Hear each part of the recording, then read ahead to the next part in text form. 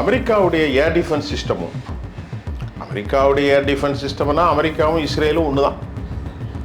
அவங்க நீண்ட கால விளைவுகளை சந்திக்கக்கூடிய ஆபத்து இருக்கு. 1989 உச்சபட்ச தலைவராகவும் 1981 89 வரைக்கும் நாட்டினுடைய பிரசிடென்ட் ஆகும் ஒரு மூதறிஞர் அவரை போய் கொலை செய்தனால அமெரிக்காவுக்கு என்ன லாபம்? அமெரிக்காவுக்கு லாபம் இல்லை. அமெரிக்கர்கள் நீண்ட கால அழிவை சந்திக்க போகிறார்கள்.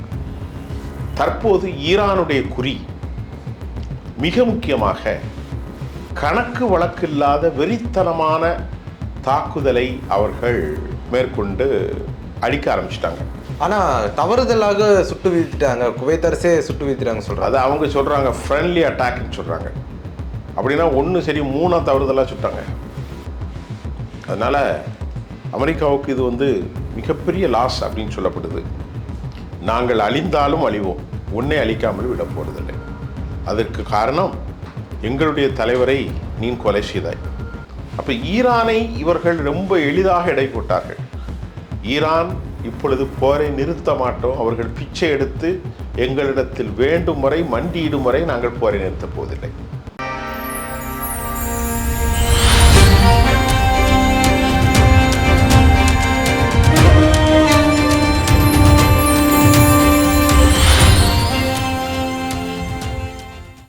வாகை தமிழ் நேயர்களுக்கு வணக்கம். இன்று நம்மோடு நேர்காணல் பேசுவதற்காக மூத்த பத்திரிகையாளர் திருமிகு சுஃபியான் அவர்கள் நம்மோடு இருந்திருக்கிறார். வாருங்களோடு பேசலாம். சார் வணக்கம். சார் வணக்கம்.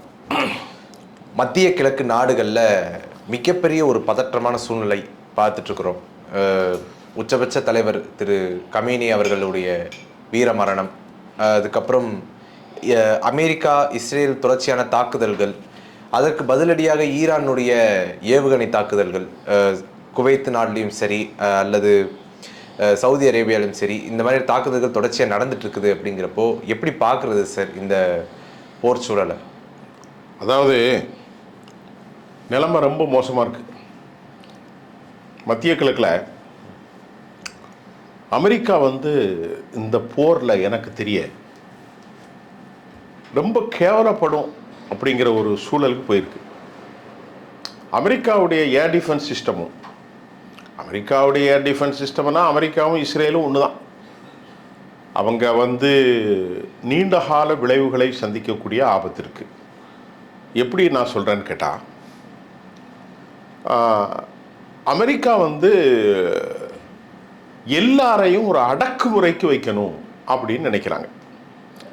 அதற்கு அவர்களுடைய அரபு நாட்டு அடிமைகள் சவுதி அரேபியா, கத்தர், குவைத், யுனைடெட் அரபு எமிரேட்ஸ், ஓமான், அப்புறமா பஹ்ரைன், இப்படி எல்லா நாடுகளையும் அவங்க தளங்களை பெரிய அளவில் விரிவுபடுத்தி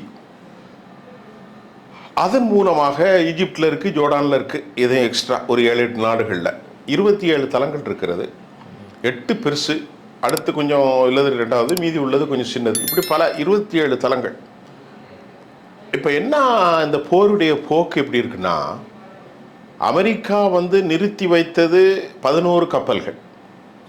இப்போ அமெரிக்கா என்ன நினச்சாங்கன்னா, நம்ம அந்த கப்பலில் இருந்து இவர்களை நம்ம பண்ணலாம், அதை தாண்டி இஸ்ரேலை அடிப்பாங்க, அப்படி தான் நினச்சாங்க. ஆனால் இப்போ நிலைமை எப்படின்னா, கப்பல்கள்லேயும் அடிக்கப்பட்டிருக்கு, இஸ்ரேலும் பற்றி எரியுது, ஈரானும் பற்றி எரியுது. அமெரிக்காவுடைய எல்லா நிலைகளிலும் இப்போ சற்று முன்னர் கிடைத்த தகவல்கள், ஏராளமான வீரர்கள் வெளியேறி கொண்டிருக்கிறார்கள். அமெரிக்காவில் ஒரு 400-500 பேர் இறந்துட்டாங்க.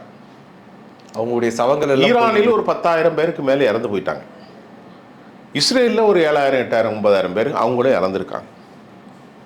மத்திய கிழக்கில் அராம்கோ உலகத்தில் பெரிய ஒரு 1.6 ட்ரில்லியன், அதாவது லட்சம் கோடி, 2 ட்ரில்லியனுக்கு நெருக்கமாக, அதாவது 160 லட்சம் கோடி மதிப்புள்ளான ஒரே நாள் உலகத்தில் 1 கோடி பேரல் உற்பத்தி செய்கிற பெரிய நிலையம்தான் அராம்கோ. அது சவுதிக்கு சொந்தமானது. அமெரிக்கா உருவாக்கின அந்த கம்பெனி சவுதிக்கு சொந்தமானது.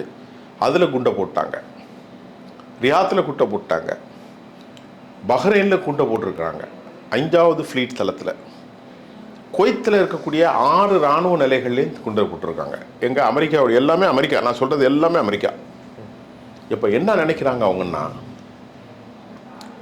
வெறி பிடித்த ஒரு அளவுக்கு ஈரானியர்கள் மாறி போயிட்டாங்க. ஈரானுடைய உச்சபட்ச தலைவர் கமேனி, இமாம் அலி கொமெனி. முஸ்லீம்கள் தான் அவர்களும், ஆனால் அதில் ஒரு பிரிவு ஷியா முஸ்லீம்கள் என்று சொல்லக்கூடியவர்கள். சாதாரணமான இருக்கிற முஸ்லீம்களுக்கும் அவர்களுக்கும் ரொம்ப டிஃப்ரெண்ட். அந்த பாலிசி ஆஃப் ப்ராக்டிஸிங், பழக்க வழக்கங்கள், consuming ritualistics performance is much different issue. இது அதிகமான 2 பேருக்குள்ள பண்டமெண்டலாக டிஃப்ரென்ஸ் இருக்குது. இப்போ அந்த கோட்பாட்டின் அடிப்படையில் ஷியா முஸ்லீம்கள் ஒரு மத குருவை, ஒரு ஆன்மீக குருவுக்கு அவ்வளோ மதிப்பு கொடுப்பாங்க. அதுவும் 86 வயது பெரியவர், நல்ல கல்வியாளர். 1989 உச்சபட்ச தலைவராகவும் 1981 89 வரைக்கும் நாட்டினுடைய பிரசிடென்ட் ஆகவும் ஒரு மூதறிஞர். அவரை போய் கொலை செய்தனால அமெரிக்காவுக்கு என்ன லாபம்? அமெரிக்காவுக்கு லாபம் இல்லை. அமெரிக்கர்கள் நீண்டகால அழிவை சந்திக்க போகிறார்கள். அமெரிக்கா வைக்கிற கோரிக்கைகள் நியாயமற்றது.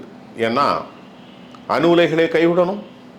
இப்போ அவங்க சொல்கிறாங்க, அணு உலைகள் நாங்கள் வச்சிருக்கிறது குண்டு தயாரிக்கல, நல்ல பணிகளுக்கு. உதாரணமாக எனர்ஜி செக்டார், எலக்ட்ரிசிட்டி செக்டார், மருத்துவ பயன்பாடு, இதுக்கு தான் நாங்கள் வச்சுருக்கோம். நீங்கள் கோஆர்டினேட் பண்ணுங்கள், நாங்கள் எல்லாம் பண்ணித்தரோம் அப்படின்னு கூப்பிட்டா இல்லை. அதே சமயம் உன் நாட்டில் பாலிஸ்டிக் மிசைல் தயார் பண்ணக்கூடாது, இல்லை. உன் நாட்டில் கிளர்ச்சியாளர்கள் யாரும் இருக்கக்கூடாது, இருந்தால் நீ கைது பண்ணக்கூடாது. இப்படி அறிவுக்கு புலப்படாத, சாத்தியம் இல்லாத அராஜக போக்கை அமெரிக்கா செயல்படுவதற்கு எதிராகத்தான் இன்றைக்கு ஒட்டுமொத்த மத்திய கிழக்கு மக்களும் கிளர்ச்சி எழுந்திருக்கிறார்கள். ஈரானை தாண்டி எல்லா நாடுகளில் இருக்கக்கூடிய மக்களும் பெரும்பான்மையாக அமெரிக்க எதிர்ப்பு மனநிலைக்கு அமெரிக்கா மாற்றி போயிருக்கிறது. காரணம், அமெரிக்காவின் நீண்டகால எதிர்ப்பையும் அழிவையும் தரக்கூடிய பைத்தியக்காரனாக டொனால்ட் ட்ரம்புடைய ஆட்சி அமெரிக்க வரலாற்றில் ஒரு பிளாக் மார்க்காக அமையப்போகுது. ஆனால் அமெரிக்கர்களின் நேற்று பேசிய டக்ளஸ், அமெரிக்காவுக்கும் ஈரானுக்கும் எந்த விதமான முரண்கள் இல்லை, ஹாவ் அ நோ டிஸ்கிரிபன்சி. சின்ன சின்ன டிஸ்கிரிபன்சி இருக்குது, ஆனால் பெரிய அளவில் இல்லை. இது முழுக்க முழுக்க பெஞ்சமின் நெத்தானியாகுடைய அரசியல் லாபத்துக்காகவும், பெஞ்சமின் நெத்தானியாகுவை திருப்திப்படுத்தவும், யூத நாட்டிற்காகவும் அமெரிக்கா இவ்வளவு உயிர் விலை கொடுக்க வேண்டுமா என்ற கேள்வியை அமெரிக்காவுடைய முன்னாள் இராணுவ தளபதி இன்டெலிஜென்ஸ் ரொம்ப அழகாக சொல்லியிருக்கார். அவர் பேர் டக்ளஸ். ஓகே. அப்போ இப்படி பல நாடுகளிலும் பல பிரச்சனைகளும் இந்த பிரச்சனை போயிட்டு இருக்கும்போது, தற்போது ஈரானுடைய குறி மிக முக்கியமாக கணக்கு வழக்கில்லாத வெறித்தனமான தாக்குதலை அவர்கள் மேற்கொண்டு அடிக்க ஆரம்பிச்சிட்டாங்க. அதன் விளைவாக நான் சொன்ன மாதிரி மத்திய கிழக்குகள் பற்றி எரிகிறது. அதே போன்று டெல்லவீவ் பற்றி எரிகிறது இஸ்ரேலில். இஸ்ரேலுடைய துறைமுகம் ஹைஃபா பற்றி எரிகிறது. இஸ்ரேலுடைய வடக்கு பகுதி பற்றி எரிகிறது. இஸ்ரேலுடைய கிரியார் சமோட் பற்றி எரிகின்றது. இஸ்ரேலுடைய அஸ்கலான் பற்றி எரிகிறது. இஸ்ரேலுடைய உளவு கூடாரங்கள், மிக முக்கியமான நிலைகள், துறைமுக நகரங்கள் எல்லாம் எரிகிறது. பலாயிரக்கணக்கான யூதர்கள் கொல்லப்பட்டாலும் அதை மறுத்து கொண்டு ஒரே ஒரு பெண்மண்ட்டை இறந்துட்டா அப்படின்னு சொல்கிறாங்க. இது அவர்களுக்கு பெரிய பின்னடைவு. அமெரிக்காவினுடைய F-16 விமானம் 3 அழிக்கப்பட்டிருக்கிறது, சுடப்பட்டிருக்கிறது அல்லது கீழே விழுந்திருக்கிறது குவைத்தில். அது பல சந்தேகம் வந்திருக்கிறது, ஈரான் தான் இதை சுட்டு வீழ்த்தியதாக இருக்குமோ அப்படிங்கிறது. ஆனால் தவறுதலாக சுட்டு வீழ்த்திட்டாங்க, குவைத் அரசே சுட்டு வீழ்த்திட்டாங்க சொல்கிறாங்க. அது அவங்க சொல்கிறாங்க ஃப்ரெண்ட்லி அட்டாக்னு சொல்கிறாங்க. அப்படின்னா 1 சரி 3 தவறுதலாக சுட்டாங்க. அதனால் அமெரிக்காவுக்கு இது மிகப்பெரிய லாஸ் அப்படின்னு சொல்லப்படுது. 3 மில்லியன், அதாவது 33 மில்லியனுக்கு மேலான மதிப்பு கொண்டது.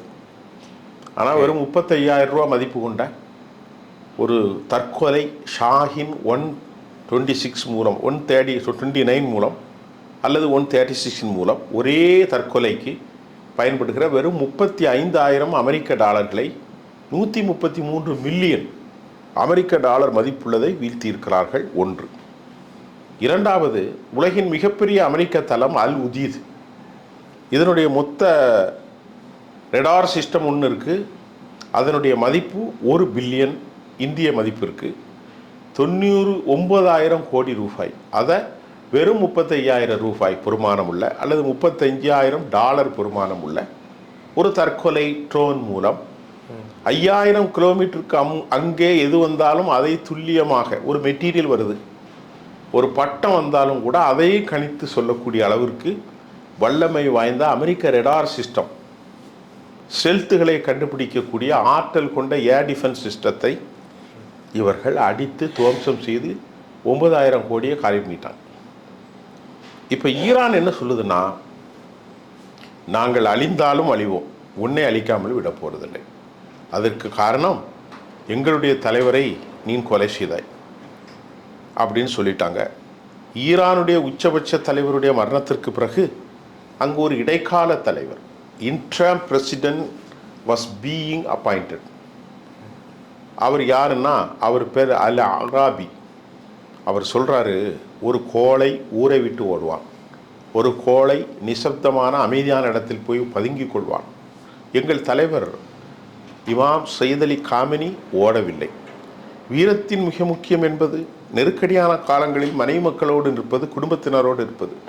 எங்கள் தலைவர் இமாம் சையத் அலி காமெனி பிள்ளைகளோடு தான் இருந்தார், வீட்டில் தான் இருந்தார், எங்கும் ஓடி செல்லவில்லை. யாரையும் பாதுகாப்பு காரணத்திற்காக என் பக்கத்தில் வராதீர்கள் என்று அவர் சொல்லவே இல்லை. அவர் கடைசியில் விரும்பியது நடந்தது. அவர் அல்லாவின் பார்வையில் கொல்லப்பட வேண்டும் என்றுதான் அவர் விரும்பினார். அதற்கு பேர் இவர் சொல்கிறார் ஷஹீத். அந்த இறைவின் பாதையில் நாங்கள் ஷஹீதாகினோம் அப்படின்னு சொல்லிட்டு பயங்கரமாக சத்தம் போடுறார், அல்லாஹ் அக்பர்னு. அந்த காட்சியும் நேற்று வெளியானது. இன்டம் பிரசிடென்ட், அவர் பேர் அல் அராபி. புதிதாக நியமிக்கப்பட்டதற்கு என்ன காரணத்தில் இதை பார்த்தால், அமெரிக்கா போன்றவர்கள், யூரோப் நாடுகள் மற்றும் அரபு நாட்டு தலைவர்களும் ஈரான் இதோடு மடிந்து போனது, இதோடு கதை முடிந்தது என்று அவர்கள் நம்பினார்கள். ஆனால் உண்மையில் நிலையை பார்க்கின்ற போது, வயதான தந்தை தான் இறப்பதற்கு முன்பு சொத்துக்களை பிரித்து கொடுப்பார், நிர்வாகத்தை பிரித்து கொடுப்பார். நீ இந்த கம்பெனியை பார்த்துக்கோ, நீ இந்த கம்பெனியை பார்த்துக்கோ, நீ இந்த ராஜ்யத்தை பார்த்துக்கோன்னு. சொத்து சுகமோ இல்லைன்னா பிரச்சனை இல்லை, இங்கே ஆட்சி இருக்கிறது, அதிகாரம் இருக்கிறது. அந்த அடிப்படையிலே பெரியவர், 87 வயது பெரியவர் இமாம் அலி கமேனி எல்லா துறைகளுக்கும் ஆட்களை நியமித்து பல வருஷமாக நடக்கிட்டுருக்கு. இப்போ அவர் இறந்ததுனால வெறுப்பு தான் அமெரிக்காவுக்கு அதிகரிக்குமே தவிர, அவர் இறந்ததுனால இந்த செக்டோரியல் ஃபுல்லாக நசுங்கி போயிட்டா இல்லை, இது ரொம்ப சிறப்பாக தான் போயிட்டுருக்கு. 40 பேர் கொலை செய்யப்பட்டது ஒரு கொடூரமான கொலை. போர் என்பது தலைவர்களை கொள்வதை மட்டுமே அமெரிக்காவும் இஸ்ரேல்களும் இது ஒரு வாடிக்கையாகவே வச்சுருக்கிறாங்க. அதற்கான தீர்வு ஒன்று வரும், இன்னைக்கு இல்லாட்டா நாளைக்கு வரும். பெஞ்சமின் நெத்தன்யாஹுவை கொள்வதற்கு அவர்கள் கொர்ரம் சோர் 1, 2, 3, 4வது ஸ்பெஷல் அப்டேட்ஸ் ஆகக்கூடிய ஒரு புது வேரியண்ட்டை அவர்கள் தாக்கினார்கள். அது தப்பிவிட்டார், அவர் சைப்ரஸுக்கு ஓடிவிட்டார், அல்லது கத்தரில் இருப்பதாகவும் கூட செய்தி வருது. அப்போ ஈரானை இவர்கள் ரொம்ப எளிதாக எடை போட்டார்கள்.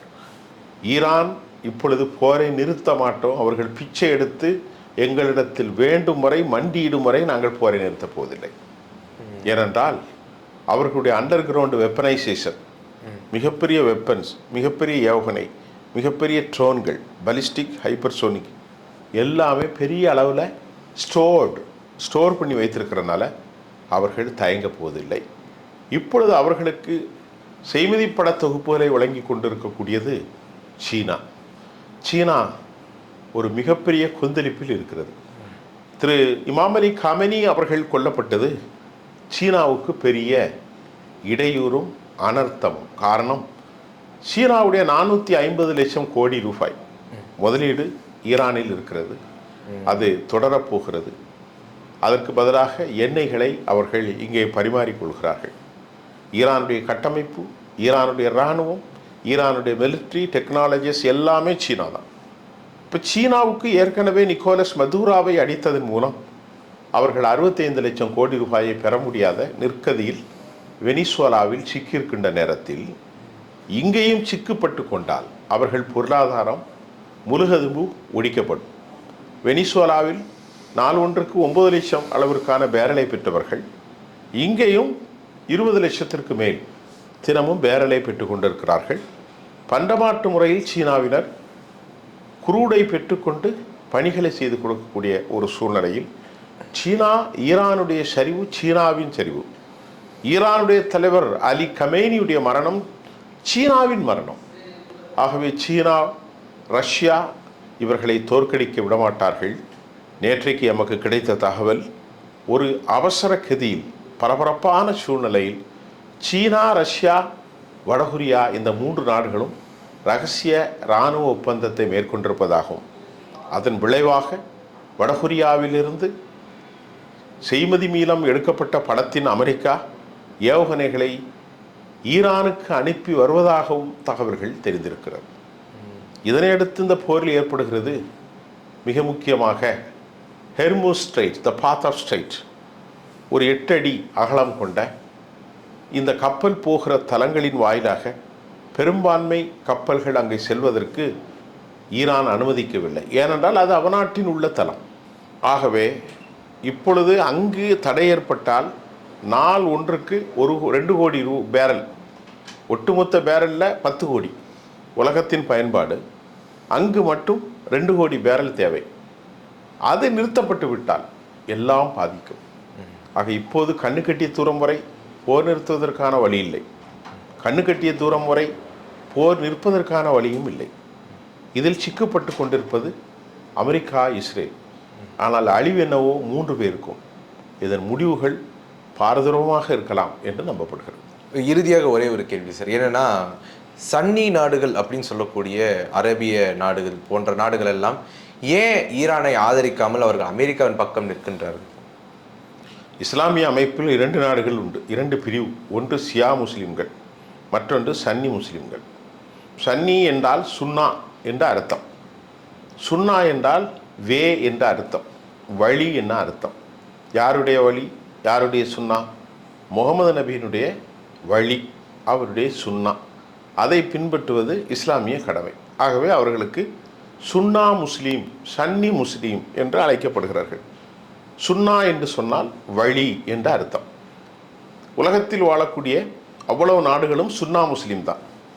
ஷியா முஸ்லீம் என்றால் யார் என்றால், நபிகள் நாயகத்தினுடைய மகள் ஃபாத்திமா, அவருடைய மரணத்திற்கு பின்பு அவருடைய கணவர் அபு தாலிஹ் இப்னு அப்துல்லா, அவரை பின்பற்றி ஒரு புதிய நடவடிக்கை இஸ்லாத்தில் ஆரம்பித்தது. இது நபிகள் நாயகத்துடைய காலத்திற்கு பின்பு. அவர்கள்தான் ஷியா பிரிவு முஸ்லீம்கள். இந்தியாவில் நிறைய இருக்கிறாங்க ஷியாக்கள். காஷ்மீரில் இருக்கிறார்கள், குஜராத்தில் இருக்கிறார்கள். அவர்கள் வழிபாடும் இந்த சுன்னா முஸ்லீம்கள் வழிபாடும் வித்தியாசமானது. சுன்னா முஸ்லீம்களுடைய வழிபாடு கடவுளை தவிர வேறு யாரையும் வணங்கக்கூடாது. ஆனால் ஷியா பிரிவினர் ஒரு 9க்கும் மேற்பட்ட மத குருக்கள் இருக்கிறார்கள். அப்பப்போ ஆன்மீக குருக்கள் அவர்களுக்கு தேவைப்படுவார்கள். அவர்கள் கொடுக்கிற ஃபத்துவாக்கள், வழிகாட்டுதலின் மூலம் இவர்கள் தங்கள் வாழ்க்கையை அமைத்துக் கொள்கிறார்கள். ஆக ஆன்மீகம் என்பது அவர்களுக்கு முக்கியம். அந்த ஆன்மீகத்தினுடைய குருஜி என்று சொல்கிறார்களே, இங்கே நிறைய சாமியார் இருக்கிறாங்களே இந்தியாவில். ஆமாம். அதே மாதிரி ஒரு மடம், அதற்கு இருக்கிற ஒரு குரு. இன்றைக்கு பிராமணிக்கல் ஸ்ட்ரக்சரில் குரு இந்த இது உண்டு, குரு பூஜா அப்படின்லாம் சொல்லுவாங்க. அதே மாதிரி ஷியாக்களுக்கு ஒரு குரு உண்டு. இப்போ இறந்து போனவர் ஒரு மிகப்பெரிய மத குரு, இமாம் சையத் அலி கமாயினி. சரி, இது ஷியாவுக்கும் சுன்னா முஸ்லீமுக்கும் உள்ள பிரிவு. இப்போ நீங்கள் கேட்ட கேள்வி பிரிவை சொல்லிவிட்டு, இப்பொழுது காலகாலமாக இதில் மோதல் தேவையில்லாத விவகாரம். ஒருவருடைய வழிபாட்டு முறையில் ஒரு இஷ்டத்துக்கு அவர் பின்பற்றுகிறார், இன்னொருத்தர் அவர் புரிந்த அளவிற்கு அதை பின்பற்றுகிறார். ஆனால் நேசக்கரம் நீட்டுவதில் இங்கே சிக்கல் இருக்கிறது என்றால், இது சுன்னா ஷியா என்பதை தாண்டி அனைவரும் அமெரிக்க அடிமைகளாக மாறிப்போனார். அதை தான் கவனிக்கணும், பெர்செப்ஷனை தான். சவுதி, கத்தரு, எகிப்து, ஜோர்டான், துருக்கி, பஹ்ரைனு, ஓமன், குவைத் எல்லாருமே அமெரிக்க அடிமைகளாக மாறி போகிற நேரத்தில் இவர் மட்டும் அமெரிக்காவுக்கு எதிர்த்து சீன, ரஷ்யா, வடகொரியாவோடு இருப்பதனால் அமெரிக்கா தூபம் போட்டு சுன்னாக்கள் அனைவரும் ஒன்று, ஷியாக்கள் அனைவரும் தனி அப்படிங்கிற மாதிரி ஒரு மாய பிம்பத்தை கட்டமைக்கிறார்கள். பாகிஸ்தானில் ஷியா சுன்னா முஸ்லீம் போட்டி இருக்கிறது, ஆப்கனில் ஷியா சுன்னா முஸ்லீம் போட்டி இருக்கிறது, ஈராக்கில் வழிபாட்டு நிலையங்களில் அவர்களுக்கிடையே பெரிய வேறுபாடு இருக்கிறது. ஆனாலும் இஸ்லாமிய அடிப்படையிலான இவர்களின் மோதல் அமெரிக்கா போன்ற யூதர்களுக்கு இவர்களை நெடுங்காலமாக பயன்படுத்தி பிரித்து வைப்பதற்கும் அவர்களுடைய மிகப்பெரிய வளம் கொளிக்கும் செல்வத்தை சூறையாடுவதற்கும் பெரிய அளவில் அவர்களுக்கு நன்மை கிடைக்கிறதாக அவர்கள் பார்க்கிறார்கள்.